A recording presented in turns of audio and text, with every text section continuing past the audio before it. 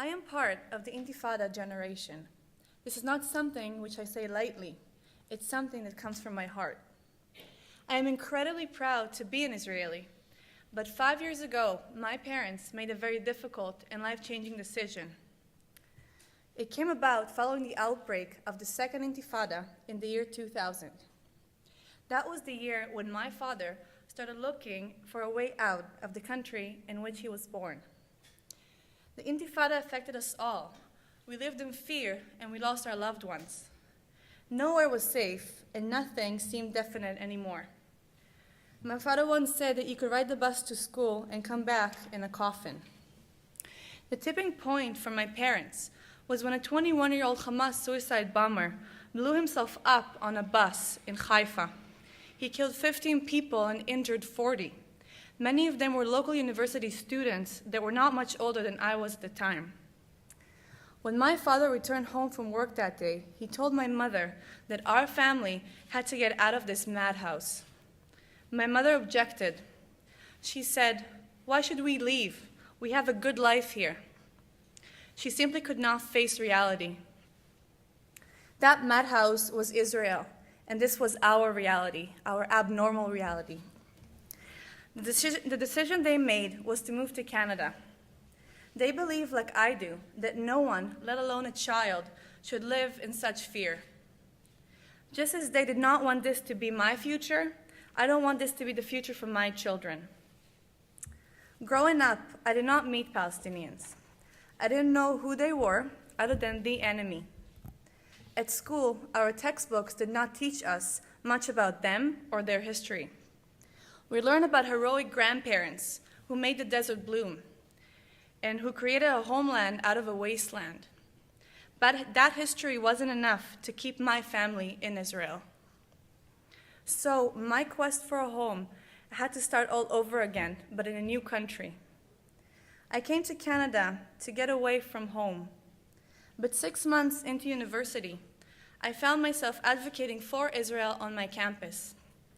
I met Palestinians and I met other Middle Eastern students, and I started participating in peace programs. A whole new world just opened up to me about Israel and about the Palestinian experience, which I knew nothing about. It turned out that I never really left home, but rather brought home with me. And I am still eagerly investigating. And what I am discovering is that stories that Palestinians have been telling me are so dramatically different from those that I had heard before.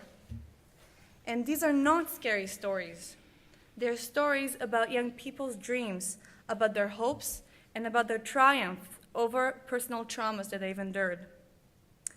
The stories that drove me out of Israel have now been transformed into stories that are drawing me back.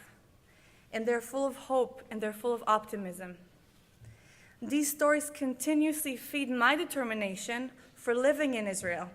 And I understand that they are feeding the same yearnings amongst my Palestinian friends. I believe that we all have a right for our homeland, all of us. The Palestinian quest for a home is just as valid as the Jewish quest for a home. We share the same ambitions, the same yearnings, and the same traumas. And we share a ceaseless quest to find a place that we can call our own. This is why I joined New Story Leadership. I joined because I'm an optimist, and I refuse to give up. And as Mahatma Gandhi said, an eye for an eye will only make the whole world blind. We, the young generation, have to break the cycle. I joined NSL to meet people just like me, who want to see change in the Middle East. The other day, NSL held its first political debate on settlements and terrorism, and it was pretty intense. Someone in the audience that heard us got up and he said, "You all sound exactly like your parents. Is there no hope?" To which I want to reply, we want to sound like the future, not the past. And the very fact that we're all here means that we have hope and that we have a vision. But sometimes it is hard for the voices of the future to be recognized. and we're all brave. And we dare to envision a common future where Israelis and Palestinians can live side by side as neighbors, as friends, and as business partners. And we are running out of patience.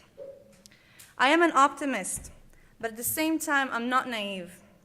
Israel and the Palestinian Authority have massive problems.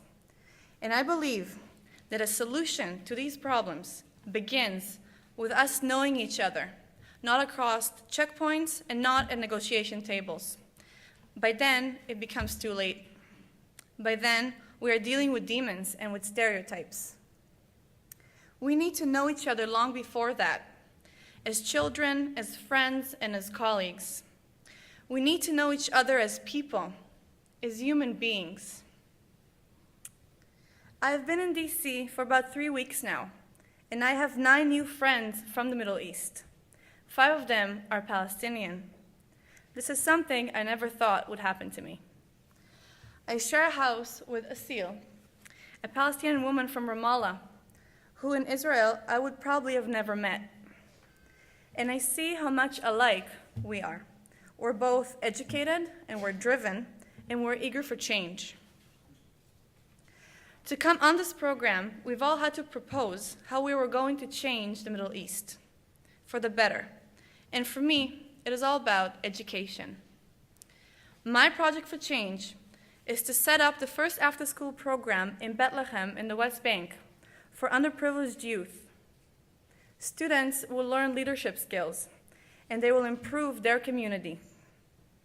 I'm doing this in collaboration with my Palestinian friend Sharuk, and we both know how valuable education is, and this is what drives us to continue and work on this project. We want to make school a better place for these students, and not a place that breeds frustration, rage, and war.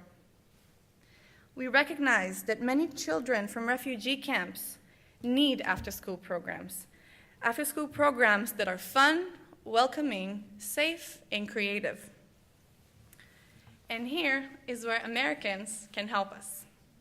We need equipment like computers, soccer balls, curriculum materials, and games. And we need funding and mentorship. So, if you're interested in being part of our project or know other after-school programs, please come and talk to me or Shuruk after this panel. Finally, while my childhood was overshadowed by political instability and violence, I don't want to deny the next generation peace and hope. We are the future, and we will never give up. Toda. Thank you.